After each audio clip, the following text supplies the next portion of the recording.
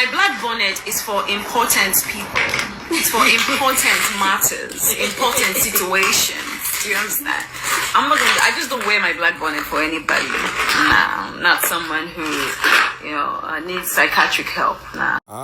Wàhálà ti ṣẹlẹ̀ o, wàhálà gidi ló ṣẹlẹ̀ báyìí láàrin Lizzy Anjorin àti IYABO Ojo. IYABO Ojo ó ti padà reply Lizzy Anjorin o lẹ́yìn ìgbà tí Lizzy Anjorin ti ń sọ ọ̀pọ̀lọpọ̀ ọ̀rọ̀ láti ọjọ́ yìí. Ó ní òun ò lè máa wọ black bonnet fún Lizzy Anjorin mọ́ láti fi reply Lizzy Anjorin. Ó ní alárùn ọpọlọ ní Lizzy Anjorin. Ó náà ò lè máa bá a fi àgàgbàgà o. Ẹ̀yin èèyàn wa ẹ fẹ́ rábàlẹ̀ kí ẹ wo fídíò yìí láti bẹ̀rẹ̀ títí dé òpin. I don't do that. Yeah, I'm not gonna do that. She can go on and on. It's her life. That's her thing. Yeah, I'm very peaceful. I've come to this world to enjoy, to relax, to have fun, not to stress myself. You understand? Okay, guys. So make sure, like I said, to follow my darling. That's the most important thing I want from you guys today, is to just please help me follow my baby girl and patronize her. You know, so that we'll marry more free makeup, more free orishi. What's the phone?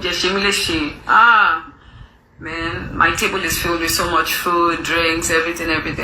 So, you know, at this age, soft life local for my body. Kakoman, kajayoriwa, kanowo kowa, you know. Obem. Kanowo kowa, kajayoriwa, you know. What about pakakoma fishi faji? No stress zone. Okay. All right. Makeup is a pataki lónìí torí èní a fẹ́ ṣe àwọn TikTok videos kan. You understand? Ìkébé Suba. Ìyábọ̀ ṣọ́ rẹ̀. Ìkébé Suba. Ẹ bá mi bẹ Ìyábọ̀ kó ṣọ́ rẹ̀ pẹ̀lú ìmọ̀bí tó ti rí kébé o. Mi mú. Àti lọ́la brown lẹ̀wọ̀ ṣé kò kí n ṣe. Ṣé ó mú gbọ́ ni? Alákòóbá kò tó. Ẹ jọ ṣé orúkọ brown àti Fọlá Tinubu ń ta ẹ̀. Orúkọ wo ló fún náà? Sweetheart me. Heartbeat me. Me, what heartbeat? Another heartbeat for me. Heartbeat me. Fọlá máa ti lóun fẹ́ pé òun fẹ́ fún mi lẹ́tà láti ọmọ ìyá. My court àbí kí ló pè náà? My lawyer, you still get your court letter. Fọlá máa bínú. Mo like bó ṣe polówó brand yẹn ni. You know, I love those stone bras. The way you did it was so funny. I watched it. I mean, it cracked me up. So that's why I like mimicked you. You know, that was a good advert. But any advert that you do that remains in people's head is a nice one. So that's why I was mimicking you. Not anything else. My darling, fall out in him, boy. Show Thomas in Boni. I will suffer me for my president here now. Me more here now. Eh? For what time, boy? I don't know. Oga. So, Antola. Bravo. Okay, mo ti gbọ́ Ìkébé Suba. Tó bá Ìyábọ̀, máa fún mi lórúkọ tí ò ṣe pè mí. Ìkébé Suba. Ó máa báwo lọ sí pè mí ní Ìkébé. Ìkébé Suba. Ṣọ́ra àwọn Fàdékẹ́ tí ń bá bẹ̀rẹ̀ pẹ̀lú wọn nísìn. Sọ́rí pé wọ́n jẹun tó wọ́n ṣe ń rí èèyàn fún mi. Mo bá yín gbé. Tó èmi mo fi àgbára mo fi rú àmàlà. Ọbẹ̀ tẹ́ ìbùkọ́ lélẹ̀. Sweetheart, man, sweetheart. Heartbeat me. Well, let my best me pay polo ni heartbeat. Heartbeat me, beat heart me. Well, into one baby jagori ya you are no. Heartbeat me, sweetheart me. Hello, Sheba. Hello, Sheba.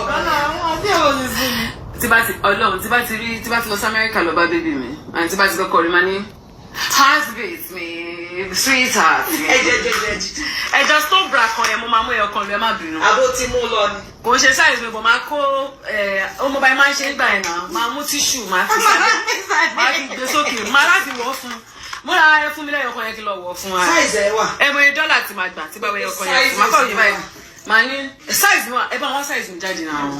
Eba one size mi jáde. Ah, my love, what fun polo. Oh, heart beat me. Oh, bim, oh, bim, bim. Oh, bim, bim, bim, bim, bim, bim, bim. Oh, bim, bim, bim, bim, bim, bim, bim. Oh, can you call it? Again. Oh, honey. Oh, bim, bim, bim, bim, bim. Oh, but you don't see this one. Hey. Oh, bim, bim, bim, bim. Heartbeat. Falatinumbu waloda walale. Heartbeat.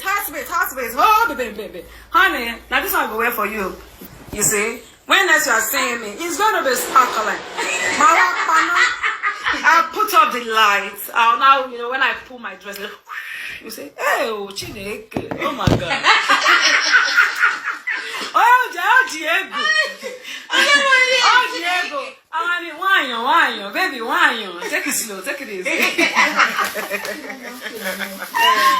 Ego, no. Ego vin. Ego,